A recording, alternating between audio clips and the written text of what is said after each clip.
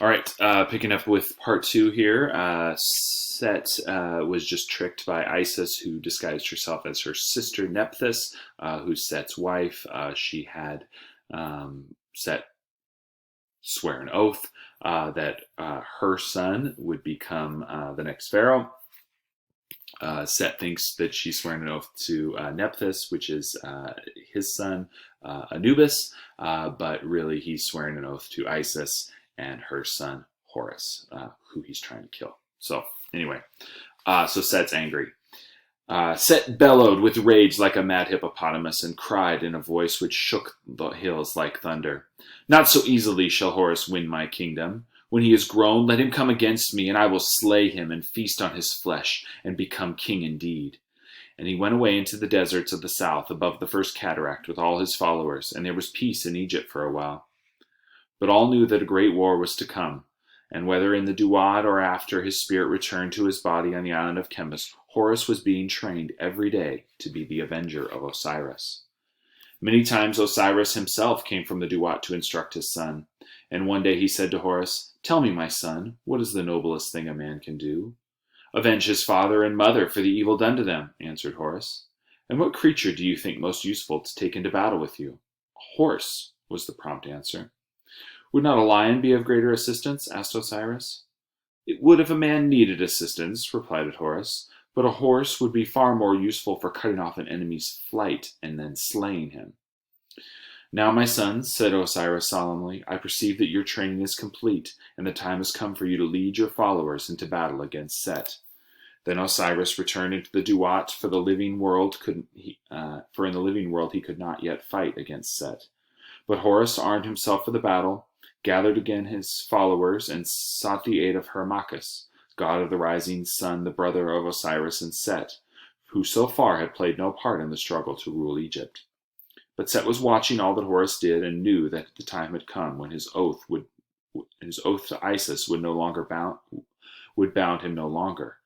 So he took upon himself the shape of a black pig, black as a thundercloud, fierce to look at, with tusks to strike terror in the bravest hearts, and he hid himself in the reeds of the island of Chemis, near the Nile Delta. Near where in days after the city of Buto was to arise in honor of the goddess who had protected the infant Horus. Hermachus and Horus met there alone together to make their plans, and Hermachus said, "Let me speak the great spell and gaze into your eyes that are as bright as the midday sun. There I may set all that Set is planning against us, and where his followers lie in wait to attack us." So he spoke the spells, and the eye of Horus began to shine like the sun at noontide. And then Hermachus of the rising sun gazed into them. At first they were like the great green sea, clouded like lapis lazuli. But soon they began to grow clear like glass, and Hermachus knew that in a moment he would see through them to the very ends of the earth. But suddenly the great pig charged and squealing out of the reeds. "Beware the pig!" cried Hermachus. "Never have I seen one so fierce." Horus turned and looked, for the two gods were off their guard, and neither realized that it was no ordinary pig, but Set, the evil, and they were not prepared against his magic.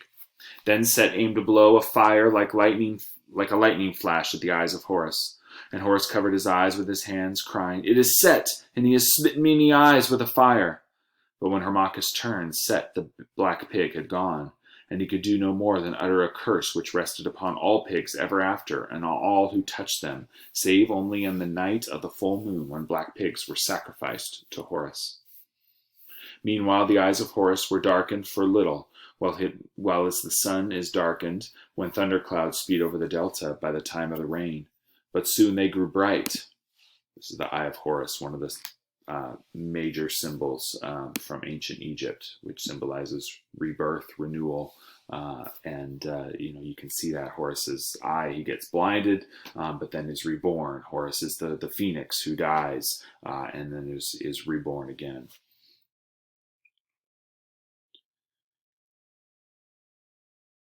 But soon his eyes grew bright once more, and they set out on the boat of Hermachus up the Nile to the land of Upper Egypt, where the sky is always blue. On the way they fought several battles with the forces of Set, the evil men who worshipped him and did not follow the teachings of the good god Osiris.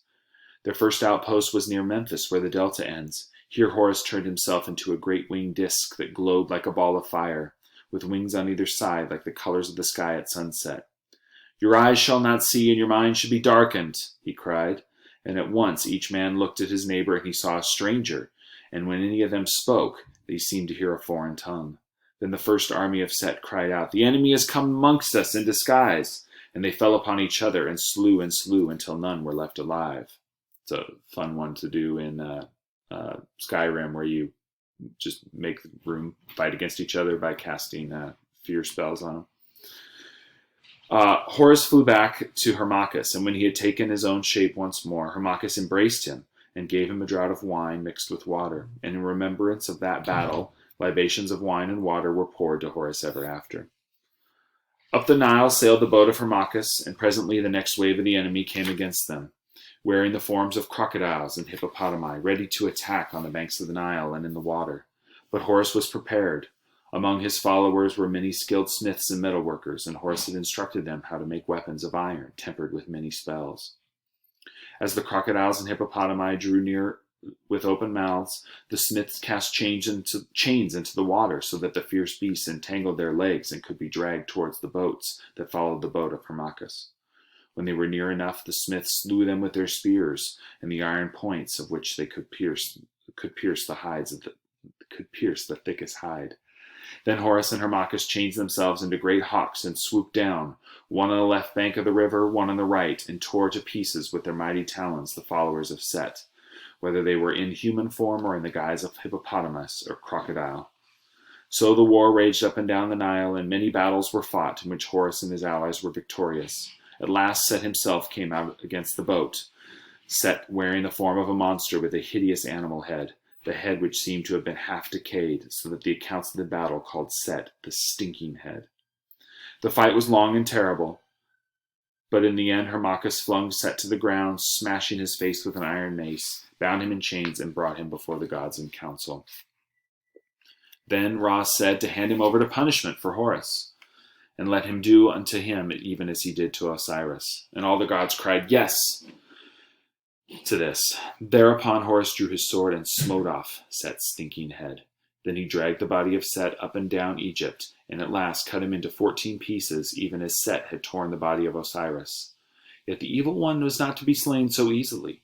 Before the sword of Horus fell, his wicked spirit escaped from his body, imprisoning in it that one of his chosen followers. And as the spirit of Set entered into a poisonous black snake, which crept away into a hole in the riverbank. Meanwhile Hermachus took upon himself the form of a mighty lion with a man's head, and the head of the great Pharaoh of Egypt, his likeness cut in stone at Giza, and the Greeks, who when they came to Egypt thousands of years later, called it the Sphinx.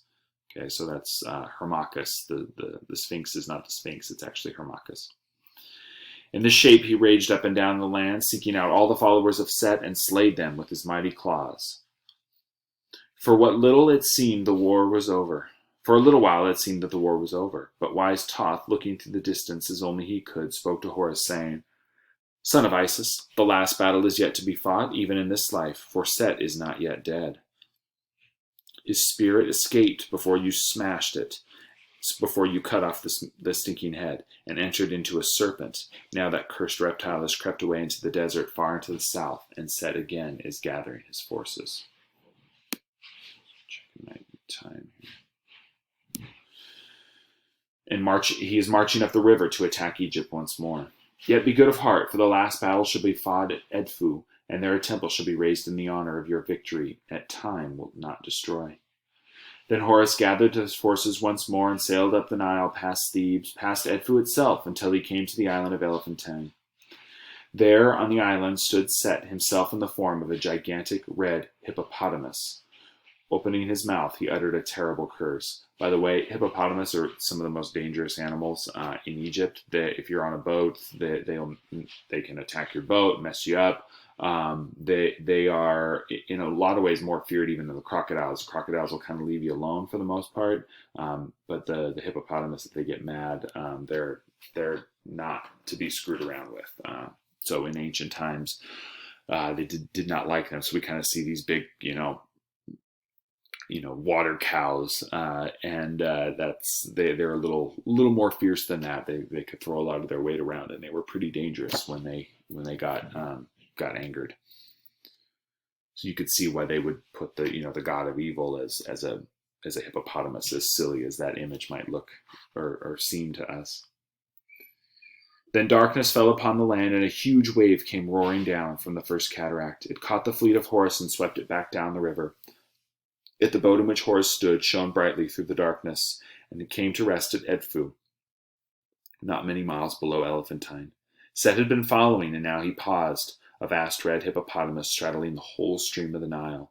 Against him Horus came sailing in his golden boat, wearing the likeness of a handsome youth 12 feet high, 12 feet tall, and holding a harpoon 30 feet long. Set opened his mighty jaws to destroy Horus and in his boat, but Horus cast up his harpoon with such strong and deadly aim that it crashed through the roof of Set's mouth and deep into his brain beyond, and in that one blow slew Set, the wicked one, the enemy of the gods and men, and the red hippopotamus sank dead into the Nile. With the death of Set, the darkness passed from the earth, and the people of Edfu came out to welcome Horus, the Avenger, and lead him to a shrine where the great temple now stands. And they sang the song of praise which the priests were to chant in years after, and when the great festival of Horus was held annually at Edfu. Rejoice, dwellers in Edfu, the great god Horus, the Lord of the heavens, has struck down the enemy Osiris. He has avenged the death of his father, ate the flesh of the vanquished, drank the blood of the red hippopotamus, burned the bones with fire. Let him be cut to pieces, and the scraps be given to the cats, and the offal cast to the reptiles. Glory to Horus, the mighty blow, the wielder of the harpoon, the brave one, the slayer of Set, the only son of Osiris, Horus of Edfu, Horus the Avenger. So there was peace in Egypt, and Horus reigned as pharaoh for many hundreds of years, until the days when the great gods dwelt on earth were ended. Yet each pharaoh who came after him, though but a man in body and in length of days, held the spirit of a god, and was worshipped as such by his people. And the Egyptians embalmed the bodies of their dead kings and hid them away in the mighty pyramids and deep tombs below the Valley of the Kings in Thebes. For they knew that the day would come when Osiris and Horus should return to the earth and fight at last the greatest battle against Set, and overcome him forever. And that then all the dead who had lived virtuous lives and won through to the Duat would return to the earth with Osiris and re-inhabit their bodies and dwell forever in an Egypt purged of all wickedness, a fit home for the blessed. As you can see, kind of some shades of of the Bible story. Maybe the Bible story took some inspiration from this story. There's some pretty strong mythological connections between Jesus and Horus in lots of different ways, which are kind of interesting. So the Bible may have taken some of these stories. So the ideas of the last great battle, where the dead come back and that kind of stuff. And fight alongside against evil and against the devil. So, but that also tells that each pharaoh, the Egyptians weren't stupid. They didn't think the god that the pharaoh was literally a god, who would live forever, and then they're just shocked when he dies. No, that it's the god is in the guise of a mortal man, but he has the spirit of Horus, the great Avenger god. All right. Thanks. If you listen to all these, thank you. Great job. Appreciate you guys hanging out. I'm going to post tomorrow, and we'll start talking about ancient Greece. All right. Talk to you guys later.